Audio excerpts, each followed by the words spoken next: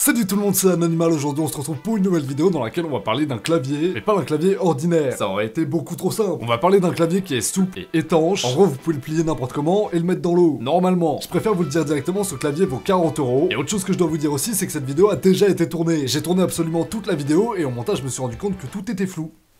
C'est trop bien. Du coup dans cette vidéo vous verrez quand même des parties de la vidéo qui est foirée. Toutes les réactions en direct, le déballage etc seront conservées. Par contre, ce sera flou. De rien, c'est pour moi. Bon écoutez, je crois qu'il est temps de faire un tour dans le passé. Et le packaging ressemble à ça. C'est honnêtement un des pires que j'ai vu depuis longtemps. C'est dégueulasse. Je veux pas tout de suite crier au foutage de gueule. J'ai quand même payé cette merde 40 balles. On va donc déballer ce magnifique packaging pour voir un petit peu ce qu'il y a dedans.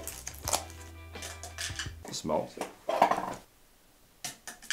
Ici vous avez évidemment le clavier, et là un câble de recharge pour le clavier. Le clavier est en fait un clavier Bluetooth, donc le câble va pas être branché continuellement. Il est juste là pour recharger la batterie du clavier, et si vous la rechargez complètement, elle est censée durer 24 heures.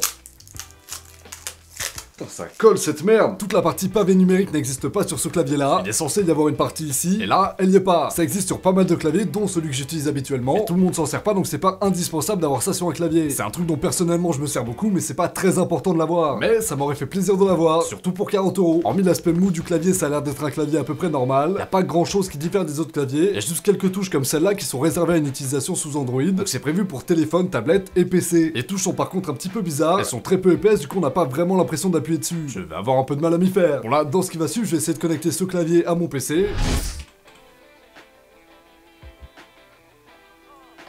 Mon PC vient de reconnaître le clavier, il suffisait d'appuyer sur le bouton connexion derrière. Vous avez ici, je sais pas si ça va se voir beaucoup, une lettre pour dire qu'il est en train de rechercher du Bluetooth. Par contre, il est en train de me demander un code PIN. Ça me brise les couilles. J'ai pas de code PIN. Ça a été un échec. Comme c'était un échec usant, je l'ai connecté ensuite sur mon téléphone. Pour ce faire, on doit rentrer un numéro qui est inscrit sur le téléphone quand on essaie de le connecter en Bluetooth sur ce clavier-là et appuyer sur Entrée. L'appareillage va donc se faire et les deux entités seront connectées. À partir de là, j'ai pu taper des trucs sur YouTube, naviguer un peu sur internet, etc. C'est plutôt tranquille. Il est en QWERTY. Sauf que, évidemment, mon clavier était en QWERTY et pas en AZERTY. J'ai donc dû le refaire basculer en AZERTY. Ça m'a bien saoulé. On peut donc se diriger sur YouTube par exemple en utilisant seulement les flèches. Vous pouvez mettre votre téléphone ultra loin, pouvoir scroller entre les vidéos, etc. C'est quand même ultra pratique. Il y a quelques trucs que je trouve vraiment bizarres en revanche sur ce clavier. C'est que quand vous le posez à plat, il fait des bulles. Il pourra jamais être vraiment à plat. Quand vous appuyez là par exemple, ça va faire une bulle ici. C'est super chiant. Je veux pas de ça. Ça devient vraiment pas confortable quand on tape des trucs. C'est relou. Maintenant qu'on sait que ce clavier fonctionne, qu'il est flexible, etc. On peut écrire avec, ça marche sur un smartphone, ça peut marcher sur un PC, sur une tablette aussi. Mais il est temps de vérifier un petit truc. J'ai commandé ce truc en tant que clavier étanche. On va vérifier ça. J'ai connecté ce clavier à ce PC portable là. Si je tape Anonymal, ça fonctionne. J'ai marqué de la merde. Bon, maintenant du coup, je vais essayer de plonger ça dans l'eau. Je flippe un peu parce que il y a une prise qui est apparente. S'il y a de l'eau qui rentre dedans, je crains que ça meure en fait. Du coup, je vais rentrer que cette partie là pour le moment, la partie silicone. Et si ça marche, c'est déjà bien. Je suis pas bien là.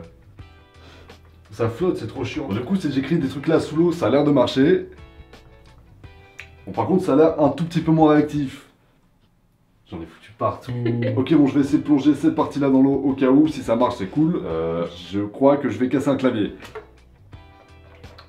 Je l'ai commandé il y a à peu près 1 mois, du coup. Il fait de la merde ou... Ouais, il perd un peu... Oh! Je vais peut-être le laisser sécher. Je crois que je l'ai vraiment niqué. Hein. Au moins, vous saurez que faut pas mettre cette prise-là dans l'eau. Ça paraissait évident, mais il fallait quand même le vérifier. C'est le seul clavier que tu pouvais sauver.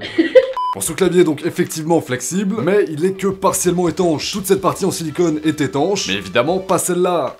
Ça fuit encore.